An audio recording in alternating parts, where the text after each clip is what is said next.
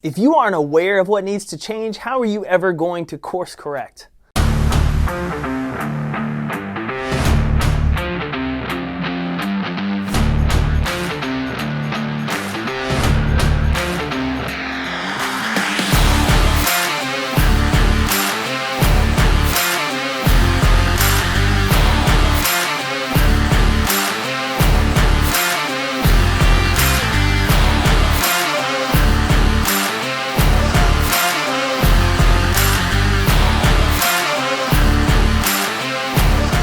See, the beauty in sports is that after every game we watch film. We go back, we analyze what worked well, what didn't. Where do we need to improve? What were the holes on our defense? Where did the offense mess up? You go through the entire process. You make notes, you adjust so that next week in practice you can work on those things. You can be more aware of where you fell short. You can correct them so that for the next game, the next opportunity, you don't make the same mistake again. You're ready to play. But we don't really do that in life too often. We tend to forget that that same application in sports works in life. So here's my challenge to you this week to do the work. It's to build your self-awareness. I want you to take and put a notepad by your bed every night. Use a journal, use a notebook, doesn't matter to me, but have it on your bedside. And right before bed, each night, I want you to think about the day I want you to review all your interactions or experiences, things that happened to you throughout the day, and I want you to pick one. One that stood out that if you were honest with yourself, you would want a do-over. You would want a mulligan. You would want to replay that one experience, that one shot.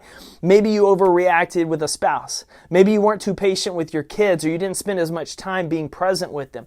Maybe you procrastinated on a work project. Maybe you spent too much time on social media. Whatever it is, I want you to pick one. I want you to write it down, write the date, write down what happened, and then right below it, I want you to write down, next time I will. Next time I will. And then finish that sentence. Tell yourself what you're going to do the next time you're in that situation. Maybe you're not going to lose your patience in road traffic. Maybe you're not going to lose your patience when sitting in traffic. Maybe you're going to put your phone in a drawer before you go play with your kids instead of constantly having it on your hip. Maybe you're going to take a deep breath, smile before you respond to your spouse and get into an argument. Whatever it is, you need to write down what you're going to do next time, and here's why this is so important. The first is a lot of times we go through these experiences and we just try to make a mental note. Here's what I'm going to do next time. I'd like a do-over.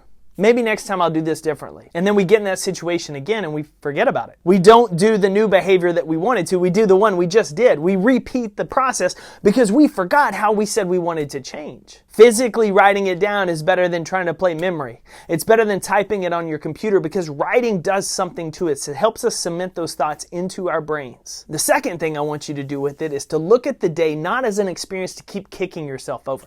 Not something to look back at that and just keep replaying it over and over and over again in your head like we do. We have these setbacks, these failures, these bad experiences, these bad mistakes, and we can't stop replaying them. The point of writing it down is to get it out of your head, to quit replaying it, put it on paper, and put what lesson you're going to take away from it. It's not a failure, it's a lesson. It's a chance for you to grow and get better. The third thing this is going to do for you is help you start to identify the person you want to become. By looking at the actions that you want to do next time, you're making sure that what you want to do in the future aligns with the person you want to be. If you want to be more patient, more present, more caring, more action-oriented, less procrastinating, more focused, more productive, more of a competitor, then you're going to write it down. You're going to identify those traits so that you can start to become that person that you want to be in the future. You start to work toward them every single day. You identify what their traits are and then you work toward it. Finally, the fourth part is every 2 weeks, looking back at your list.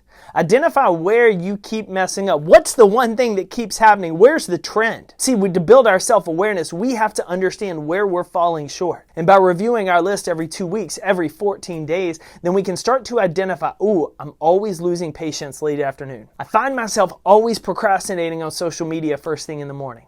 I'm doing this, I'm doing that. See, unless we take the time to write down what we want to course correct, unless we take the time to review it just like you would game footage for sports, how are you ever going to identify what needs to change? So every 2 weeks, review your list. See where the themes are. Ask yourself questions.